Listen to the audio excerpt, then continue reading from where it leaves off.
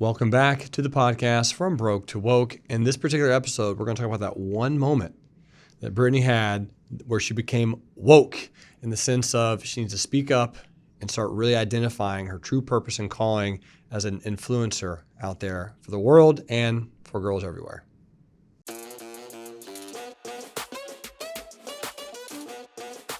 I already know your answer. I know you do. But I want to know why. Yeah. Why do you want to become a billionaire?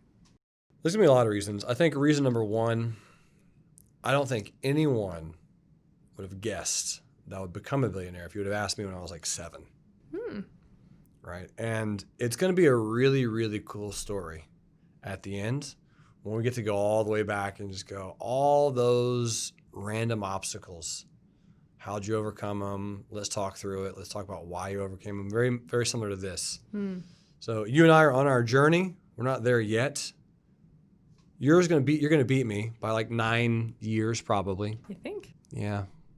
Because you're cooler than me in every way. I mean, I wasn't going to say it. But when we have our party, I'll be at yours and you'll be at mine. Deal. And it'll be a good time. Will your party be better than mine? That one, it will be. You will have already tasted my party, so. Yeah. So I'm going to know what to do and what kind of cake to and to not get. So yeah, it's going to be good. But the reason I honestly want to be a billionaire is because I view it as I'm going to help 1 billion people. Yeah. That's the only metric that's the only way I'm going to achieve that.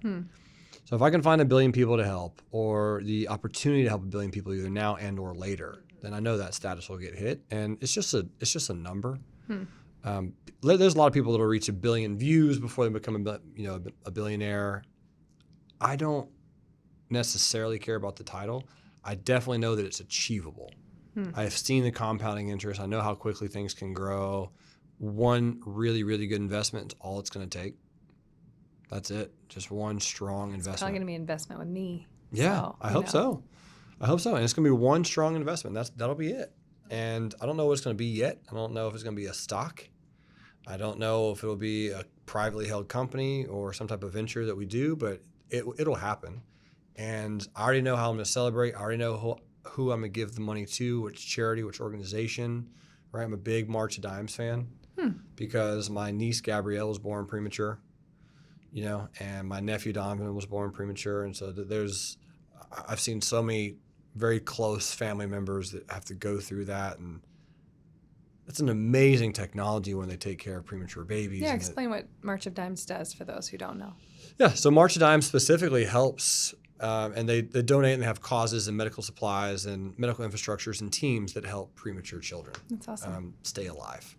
My niece was born at 24 weeks, so it's amazing. Yeah, 24 weeks, about halfway through for those of you who don't know. Yeah, that is early. And less than 1 pound, and she is here. Incredible. She's amazing. Incredible. She's a huge inspiration for me. I remember looking at her in the incubator and promising her if she would live, that she'd have an awesome life. That's amazing. With Aunt Tawanda. Yes. But I love that.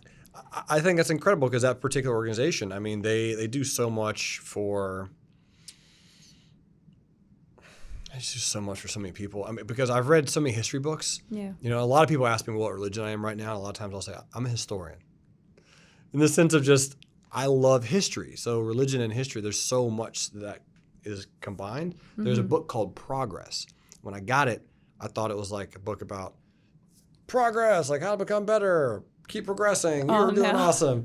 And it was a book about history and how we have progressed through the centuries through like sanitation, but childcare and childbirth was one of them. And the statistics, Britnie, would shock you, but 140 years ago, we didn't even know what germs were.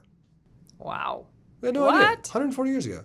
So a doctor would go and like help someone with something and then come and deliver your child as well without washing their hands. 140 years. So we're talking very recently. Ew. Extremely recently. So in the Civil War, chop your leg off with a saw and then take that saw and cut down the tree and then cut up their chicken and all the same. They wouldn't clean it, wash it, anything. They didn't know what germs existed. That's nuts. Crazy reason I'm bringing that up is because both the mom and the child, I mean, you had like a 30% chance of living. 30% chance of living up until like 1930. Golly. So we're talking a long time. There's a lot risky business. It's a very risky business to be a woman and or a child. You were both at one point, which is kind of wild. So Double prizes. you win both of those. Yeah.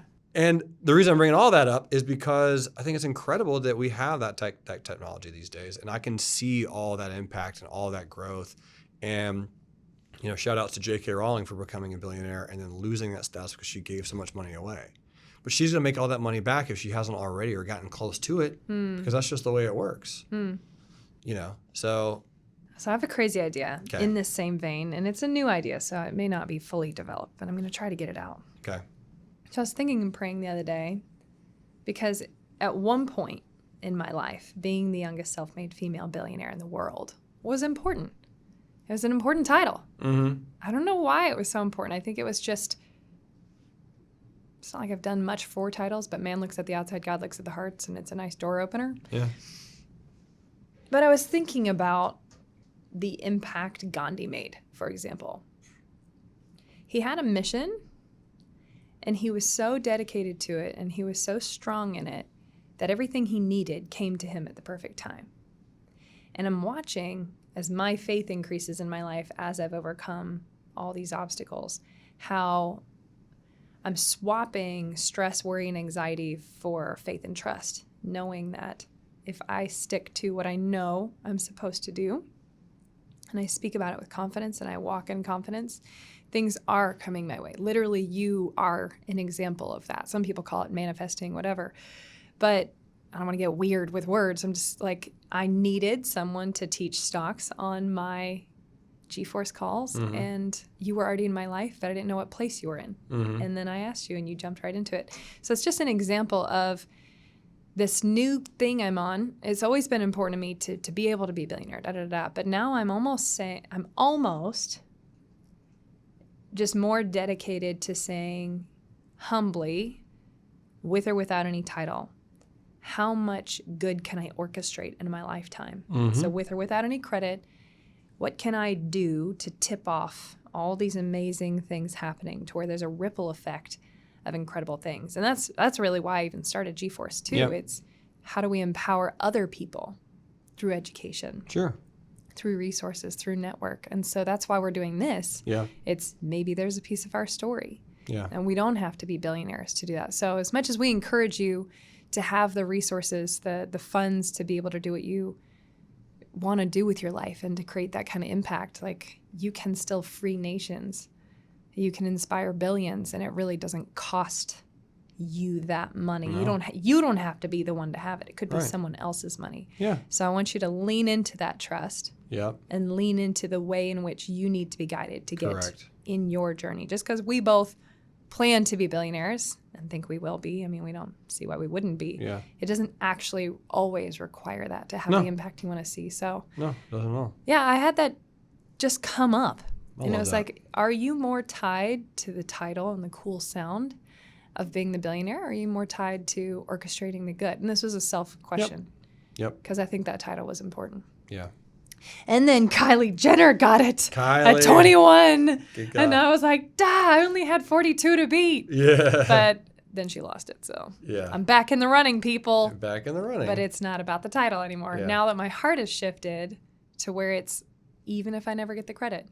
I'm not going to Exactly. hide, though. No. I'm not going to hide because my No. life can be an example of what's possible. But anyway, I agree with you. thought. I love that thought. I think it's a really good self-reflection that you took the time to go, wait a minute, what's really important on that? Yeah.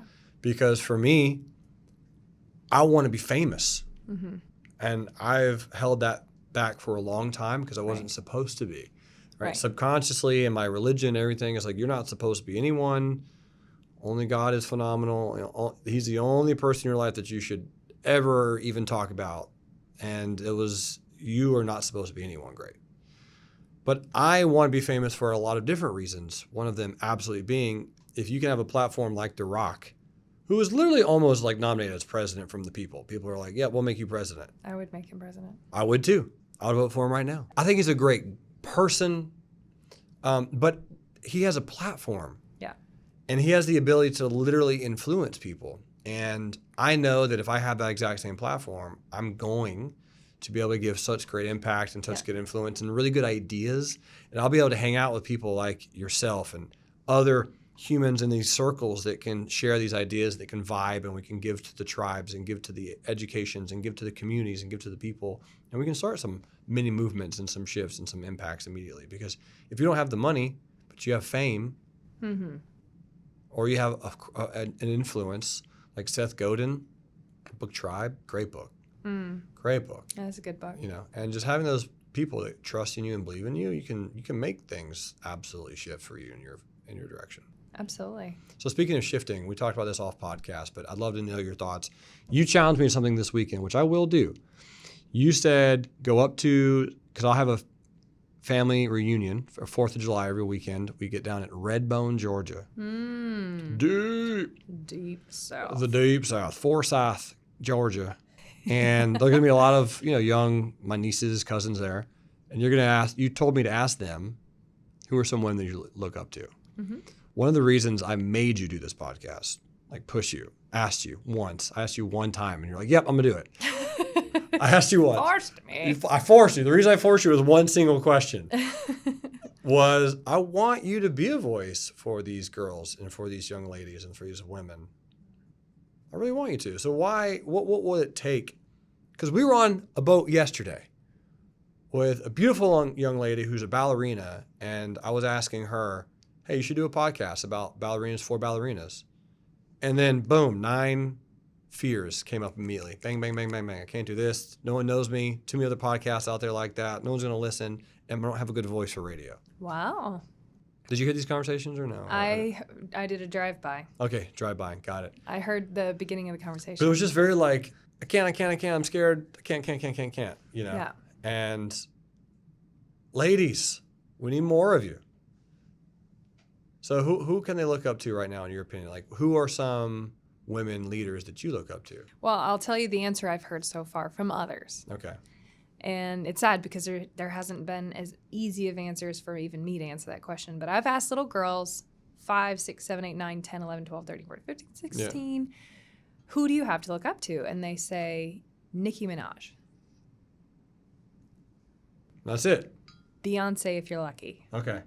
You've got Cardi B. You've got all these people, and I'm not saying anything negative about them as human beings. Nope. But they are musicians. They're musicians, which is one track. That's one track. That's one track. Yeah. The other thing is it's using sex to open the door, using sex sells as your, I don't want to say anything, you know what?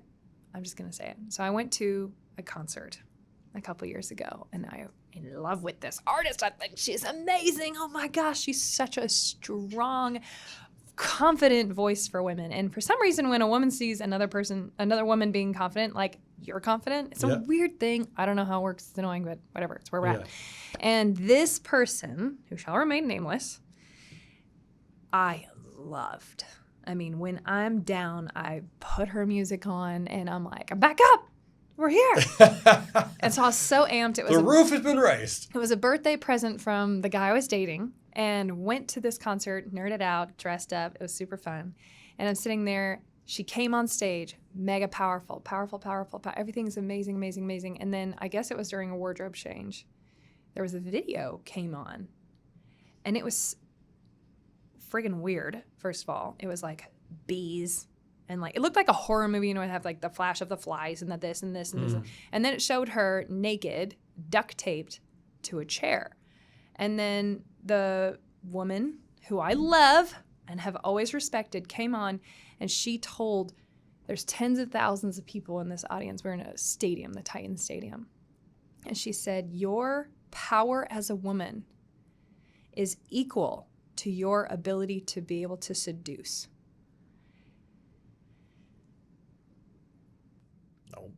But yeah, you're probably blown away.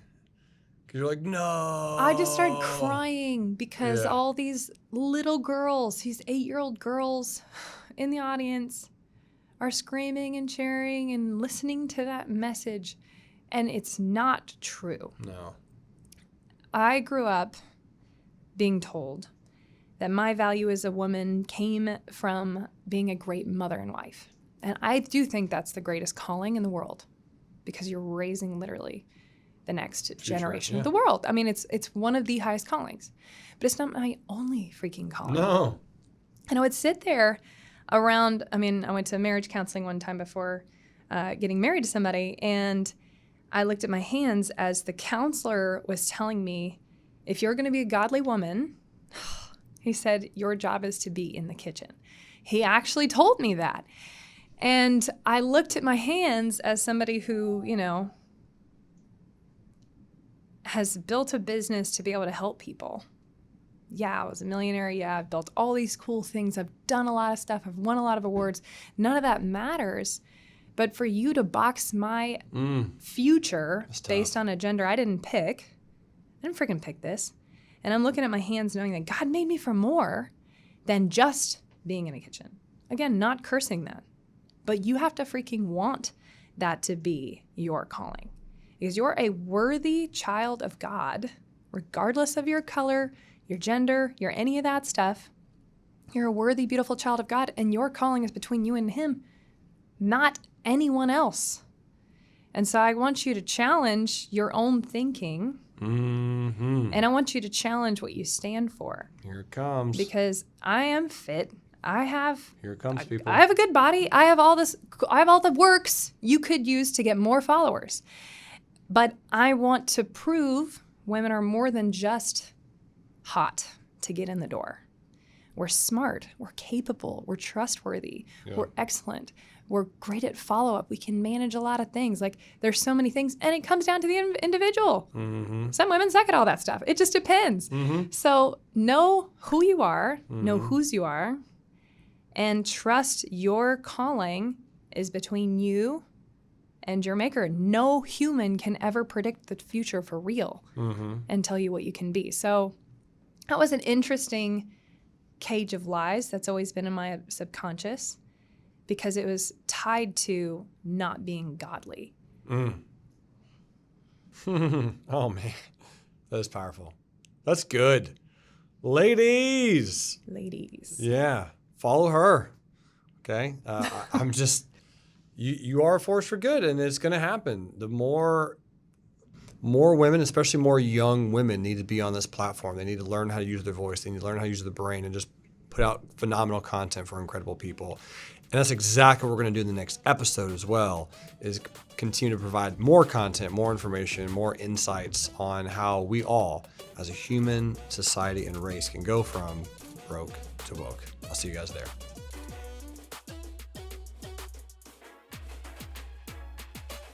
Thank you for watching From Broke to Woke with Britnie Turner and Jeremy Alexander Newsome. We have loved this journey with you. We want to help you go from broke to woke, understanding your purpose in life and really walking in the fullness of your potential. If you want to connect with us more, go to gforcemastermind.com. You can come on vacations with us. You can connect with us as people. You can find more resources for learning. And if you want to follow us on Instagram, go to gforcemastermind. We'll see you there.